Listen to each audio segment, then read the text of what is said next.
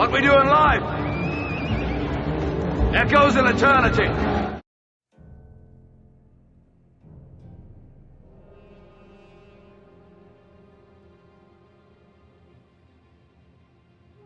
What up, y'all? It's Devin with Up TV2, aka the Dot Connector, and we no doubt for many reasons live in some truly dangerous times, but one of those reasons is the fact that our borders are wide open, and at this point it's no secret that the US is being flooded with sleeper cells.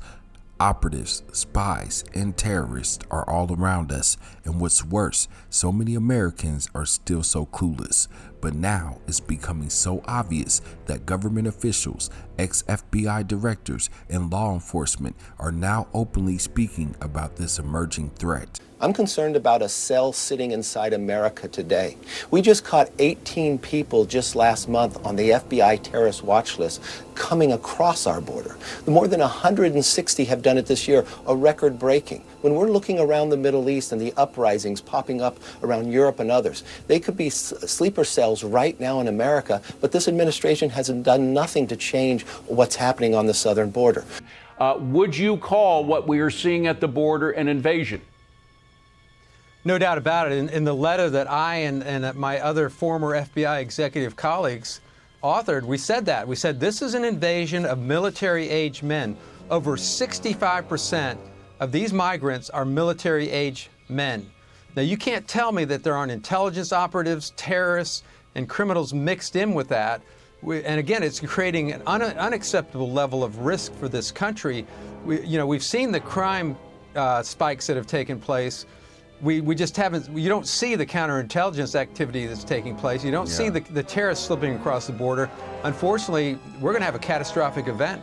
I heard that right here. Yeah, 3 sheriffs in the area are now standing together on this one, saying terrorists, active shooter, whatever the situation, they want citizens ready to step up. If you're not afraid of a gun, get one. The message from Polk County's top cop, crystal clear. Become proficient. Get a concealed firearms license and carry it.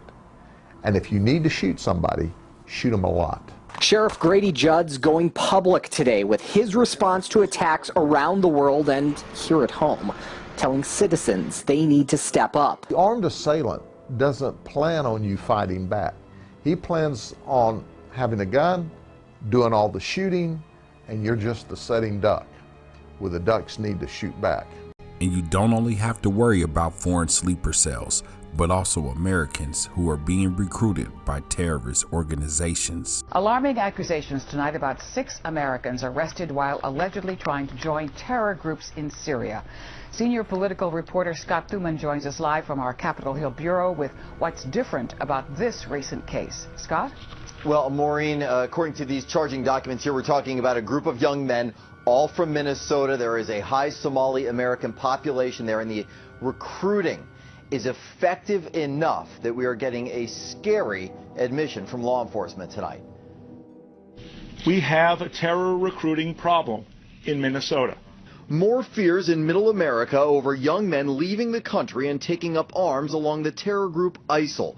Arrests of 4 of the friends came in Minnesota and 2 who'd made it to California, where they allegedly went to pick up fake passports with plans of flying overseas from Mexico in order to evade U.S. authorities. They were not confused young men. They were not easily influenced. These are focused men who are intent on joining a terrorist organization. According to the 31-page charging document, the suspects praised terrorists on their Facebook pages, and one tweeted, "The American identity is dead. Even if I get caught, I'm through with America. Burn my ID." As is often the case, prosecutors allege they were recruited, much of it online. On Capitol Hill, a concern over how to minimize that reach. Well, I think it's a very important balance to keep. The internet has created wonderful opportunities for us. At the same time, it's allowed people with very hateful, dangerous agendas. This plot broken up, FBI agents say, because one of the friends originally planning to go to Syria changed his mind, told the FBI, and then recorded the conversations. They never stopped plotting another way to get to Syria to join ISIL. Now, while the FBI says, yes, these suspects were caught, they believe that others are learning new tactics and new methods for getting into Syria from those who have succeeded. And one report indicates that as many as 20 Somali Americans from Minnesota have gone to join that fight. The border crisis has become so bad that Texas is fighting to secure their borders on their own, and the whispers of Texas seceding from the United States are growing even louder.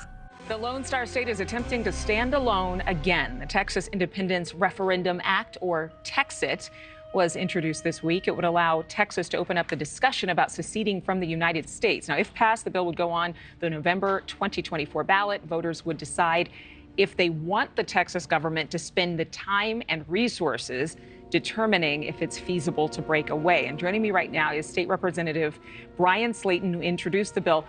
Again, this is just opening up the conversation. Why is this so important? What are you preparing for? Hello, and thank you for having me on. This is important because as I talk to people around Texas and in my district, they're frustrated with government just ignoring them. We're asking for help on the border. We get none. It continues to, be a problem in every county in our state and also in other states. They're spending all of our kids' and grandkids' money, and you can go on and on down the list where the federal government's being irresponsive to what we're wanting and what the people are wanting. And what my bill simply does is it lets the people have a vote. Instead of just electing the same people to go to Austin or to DC and try to fight for them, this lets them decide what they would like to do. So what exactly would the discussion look like? Would it allocate the resources? Would it discuss determining where the money would come from and how the government would operate? What legal and military force you have as an independent, country? Right, and they would just do research on what would you need for our society, an independent nation. What would you need to survive? What would you do with trade? What would you do for defense? What would you do for healthcare and education? And it's just checking the boxes, answering the basic questions. What would we do with immigration? Right? Well, I mean, all those questions they would answer. And then the most important at the end, whenever it's over, they would also determine whether they recommend we do it or not. Family, as many of you know, YouTube recently demonetized my channel. In the age of censorship, we always knew this day would come. In response, many of you have donated to the channel, which I am forever grateful for. It's times like these that UpTV needs your help the most. It is your donations that will allow videos like this and many more to still be produced. Don't allow big tech to put a stop to the truth. Please continue to support the channel by following the donation links in the description of this video. Any amount, big or small, is greatly appreciated. Thank you for your love, support, and generosity as we battle against spiritual wickedness in high places, tyranny, and injustice. My name is DevinWorlds, and we are the Dot Connectors. Sleeper cells, they're all around us, and who knows when and where they will attack. Well, a concerned American citizen posted a video on X, formerly known as Twitter, to blow the whistle on terrorist sleeper cells in Colorado that he allegedly heard from a Denver police officer at the Denver International Airport. So I just had a conversation with a Denver police officer at the airport, and we were talking about the crime that's going on not only in Denver, but our country. And he says, the media will not tell you this. I'm not even supposed to talk about this, but I don't care anymore. We've arrested, the Denver police in Denver has arrested over 50 Al-Qaeda members in the last 2 months. 50. Okay, so with that said, we started talking about everything else. And we started talking about where the budget's going and how they don't have enough police cars. They're gonna be putting them on foot. We started talking about all the migrants that have been coming over the border and how they're cutting the police budget in all major cities, including Denver. And then we started talking about how there's sleeper cells all over Colorado. He's talking about South Americans. He's talking about people from Central America. He's talking about people from China. He's talking about people from the Middle East, all over. And he says, the police know this, the state police and the local police, and they're not allowed to do a damn thing about it. So y'all, here's my question for you, especially for those of you that are left-leaning.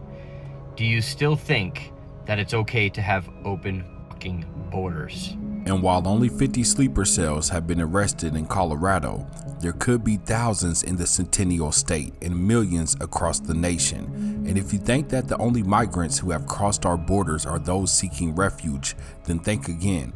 In this next clip, you'll see a migrant who appears to threaten America when being asked by Americans who he is. If you are smart enough, you will know who I am. But you are really not smart enough to know who I am.